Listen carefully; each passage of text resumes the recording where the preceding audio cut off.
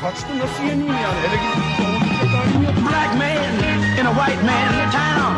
He's got trouble. Get in his way, he's gonna cut you down.